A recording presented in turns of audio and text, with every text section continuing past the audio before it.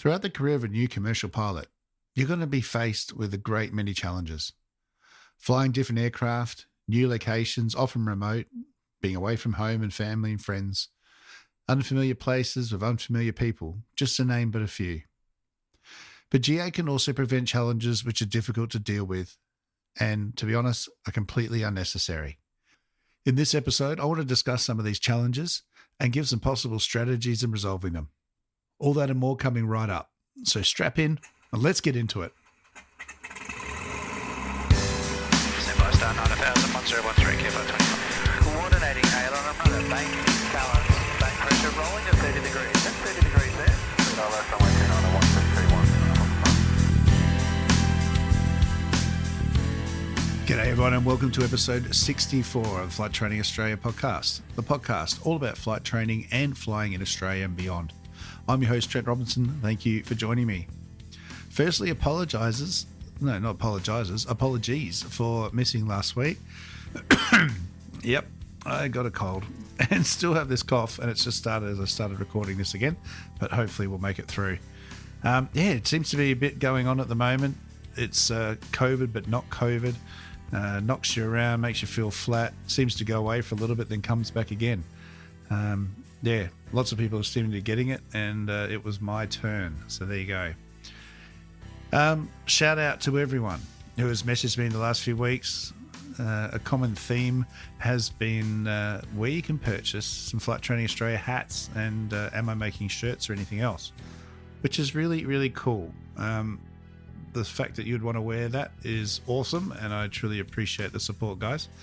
The hats that I've got, I just got a few printed locally, so I need to work out a bit more of a online automated kind of process, because I've already got a few that I owe people and I still haven't got to the post office. So I don't want to be holding that up by being reliant on me. So once I get a process sorted out, which is a bit more automatic, I will get that underway as soon as possible and be sure to let you all know about it. So thank you for everyone asking that. That's awesome. I've also had a lot of feedback from the last episode, just after the recent tragic events in Australian aviation in recent weeks.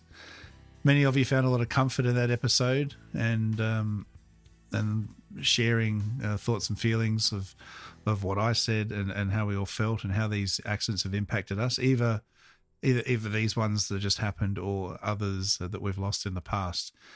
So thank you. I'm glad that you've found some comfort in that, and you realize that you're not alone. We're all in this together.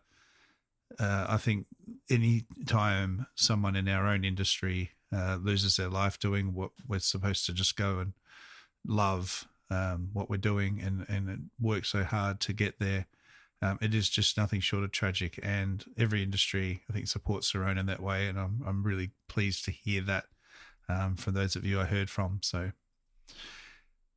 stay strong, and I'm glad that the words helped, and just keeping check on your own personal minimums and standards.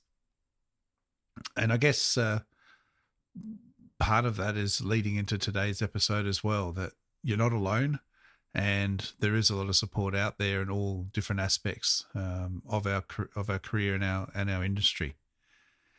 So today's episode, I've been wanting to do this for so long, and I still don't even know if now's the right time, but I've just got to do something and say something, because in a way it's driving me nuts.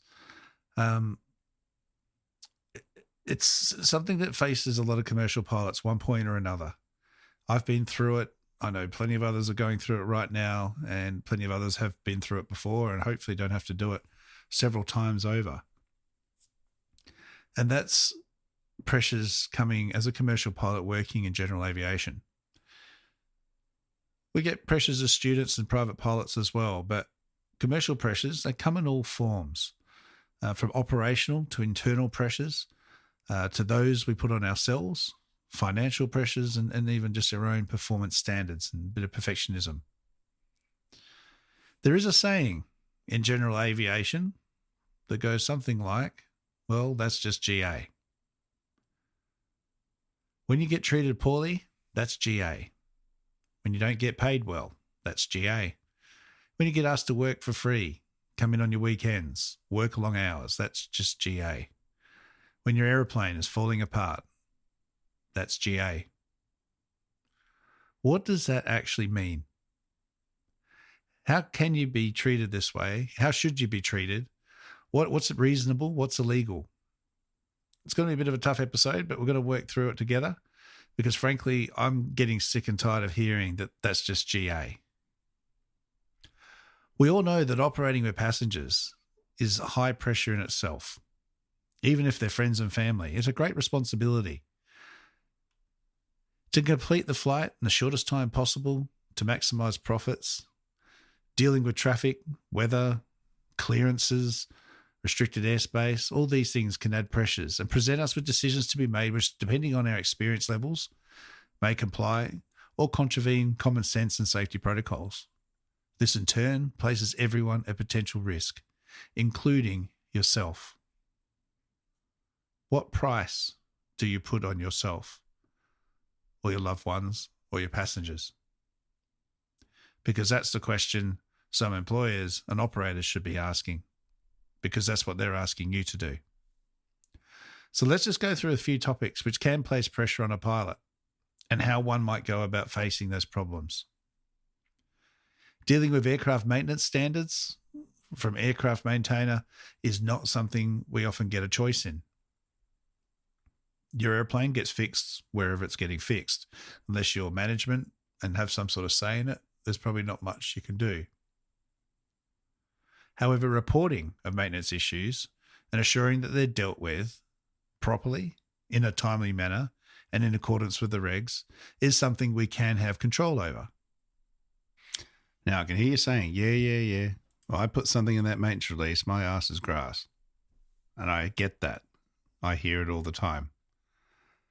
But what you've got to understand, and ultimately what you've got to decide, is what are you willing to put up with? Because how that maintenance item, whatever it could be, it might not be anything much, but it could be something more severe. Are you willing to put yourself in that aeroplane? Are you willing for your family to fly in that aeroplane? And if the answer is no, then you write it up. And if they try and clear it and get rid of it, you write it up again. It's just what needs to be done. And everyone in your team, in your operation, needs to support you in it, and they need to do the same thing as well until it gets fixed. Because accidents happen when half the time they're avoidable and often can be contributed to something like a faulty item that everybody knew about but never got fixed because it was never written up. The HAMC, or the Head of Aircraft Airworthiness and Maintenance Control, is a person that takes maintenance items, sends it into the maintainer, and checks that everything has been done and completed. They're the person you should be going to if you're having any problems. Your pilot role, you want to do thorough pre-flights, identify defects, and get them reported. You don't necessarily have to say aircraft US, and some operators will argue that you're not authorized nor have the training to be able to say that the aircraft's US. But you can certainly write up anything that is not working. You might have an MEL. You can use the MEL to help you maybe get by for a couple of days until it does get fixed. But ultimately, we've got to get used to writing things in maintenance releases. Any aircraft maintenance release that keeps coming through every 100 hourly with nothing on it, when CASA do an audit, they're going to be starting looking and go, what's going on here? Because we all know when we're all flying 30, 40-year airplanes, year-old airplanes, it's just not how it works. Qantas can't even get through things at the moment without stuff going on. Aircraft get used. Usage creates breakage. It's just a simple fact of life. So we need to make sure we're looking after it. This can lead on to employer pressures. Getting the maximum out of any employee is naturally a main focus of any employer. We can all demand good money and the best conditions and above award wages. But at the end of the day, if the business isn't making any money, there's no point in operating. It's just simply going to run into the ground and you won't have a job. But this tends to lead to commercial pressures which can potentially push you into decisions you wouldn't normally make, or seemingly force you to work beyond the legal limits. Let's just have a look at that maintenance issue again. What if you've got a dodgy engine gauge? Fuel gauges, oil temperature pressure gauges often don't work, overread. You know it's the gauge. It's been like that for a while. But why has it been left? Usually oil gauges cost money. To fix it means time offline, which means it's not out there taking paying passengers or freight and making money. But how do you know the gauge that isn't working is actually not overheating for real this time? How will you know if everything is working as it should? This is the Swiss cheese all starting to line up and reach the end being the accident or incident. The fact is, by accepting bad maintenance, it places you at risk and your passengers at risk. If it heads or leads to an undetected engine failure, which could have been prevented, handled properly, and landed at the nearest suitable aerodrome, this is going to cost much, much more.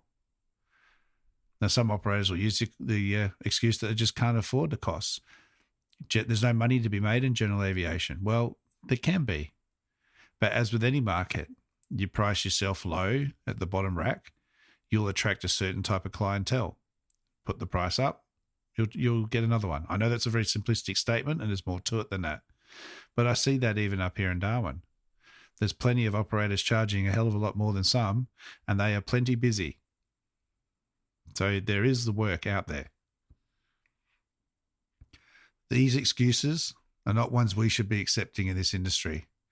Australian aviation on a whole is very safe and maintains a high standards. And there's a lot of operators that I'm pleased to say do the right thing and look after things. They get it fixed. There are, though, like in every industry, some will look to exploit the situation as best they can, putting pressures on you, making you feel like you're going to lose your job if you do write anything up or won't fly the aeroplane. But essentially, they're gambling that the ultimate risk will not eventuate. When does the life of a pilot or its passengers cost more than the routine maintenance? What do we value more? What about weather? I've seen plenty of times. Oh, there's a gap in the weather. Come on, you can go now. Operations pushing you. But you know better. And the biggest message here I can say is to hold fast and say no. If you're being unreasonable, hopefully you'll get educated. But you'll know the difference between being forced and coerced and being encouraged to do something that maybe is slightly out of your comfort zone, and maybe you need a little bit of extra training. Maybe you need someone to go with you. Maybe you can ride along with somebody else to get that experience or exposure. Make the suggestion rather than just saying no. At the end of the day, what does the operator want? They want to get the job done. So there is get the job done, but there's also get it done safely and back alive. Business models of operators, therefore, need to be reviewed. The Pilot Award exists to give you, as per every employee and all other industries, certain rights and protections. These, however, can be stretched and challenged. Contracts or employment agreements usually are as per the award, but the expectations and the reality of the job are not. Things like unpaid overtime, extending flight and duty limits, expecting you to work on days off. These are not acceptable and should not be commonplace or just accepted because it's GA. Let me be clear, days off are that. They are for not coming into work or working for free. They are for rest. They are for relaxation, for recreation. They are for you to do with what you want. They are RDOs. They are rostered days off. Rostering should always be done as per the award, a week out for 2 weeks. Any changes to that needs to be done in agreement with you or penalty rates apply. If you're not familiar with the Pilot Award, I strongly recommend you have a read. I'll put the link in this episode description, but it can be found most easily on the AFAP website. Have a read. It is very difficult to read, and that's why it can be exploited. It's not quite that simple, especially when trying to calculate what pay and conditions you're able to do. But if you're having troubles with employment agreements, with expectations that you feel are unrealistic and trying to deal with it within the organization, then places like AFAP and so on are there to help you. And that's an avenue that you can choose to go down if you so desire. Many expect that CASA are going to protect us and deal with bad employers in industry. And this is absolutely their role and function, to uphold the rules and the regulations and maintain safety. However, this can't happen without the willingness to report incidents, and this is where we as an industry fall down. And believe me, I get it. No one wants to be singled out, ostracized. You should be protected. You should be safe. No one should be told that you will never get another job in industry, receive threats. This is workplace bullying and harassment, and I hate a bully. This brings us out of CASA land and into Fair Work and AFAP. The point I'm trying to make is you do have rights and protections and plenty of support out there, but we have to stick together. If you jump on opportunities whilst your colleagues take the fall for doing what is right, is that an employer you want to work for? And is that something that you can sleep at night knowing that you didn't stand up and accept the same conditions? Oh, it's only just for a little while, but I really need the twin time. If it leads to an accident, what then? No one should be working under duress like that. I'm not saying don't work hard. If you get paid for 8 hours a day, don't be surprised if you get expected to do 8 hours.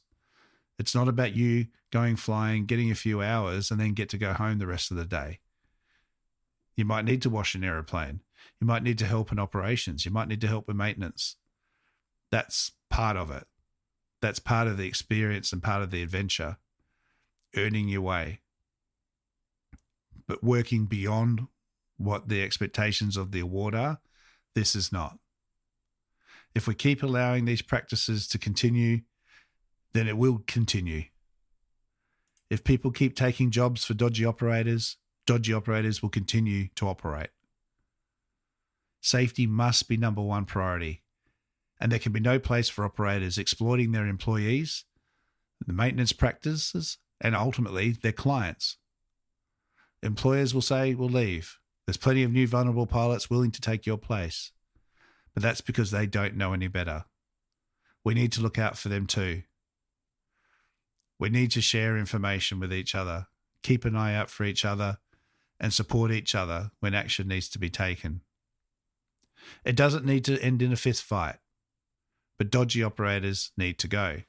There's no place for them here because that's not what GA is. GA is an adventure. It's an experience. It's an opportunity to learn, grow, and develop ourselves towards the career path we're aiming for. It's meant to be fun. It's been some of the best time of my life, and it'll be some of the best time of yours too. But if you feel the hairs on the back of your neck standing up, if your gut starts churning and it just doesn't feel right, then talk to someone. Get some advice, find a mentor, and have someone that you can go to if there's no one internally in your organization to go to. Be safe, and let's all make a difference. All right, guys, that's it for this week's episode. Thank you for listening. I hope that comes across in the way I intended it to, which is just full of support, and I don't want it to be doomy, gloomy. Like I said, there's heaps of fantastic operators out there that are doing the right thing. If you'd like to reach out, if you want to share a story, feel free to add a comment on the post when I put this on my Facebook page. If you want to just post me confidentially, feel free to send me a message. You can do that on Instagram or Facebook or on LinkedIn. You can also email me info@trentrobinsonaviation.com.au. The link's in the episode description. and also on my Facebook page. I think you can get me there. All right, guys. Take care of yourselves, and until next week, blue skies, and remember the golden rule. Aviate, navigate, communicate. Cheers, everyone.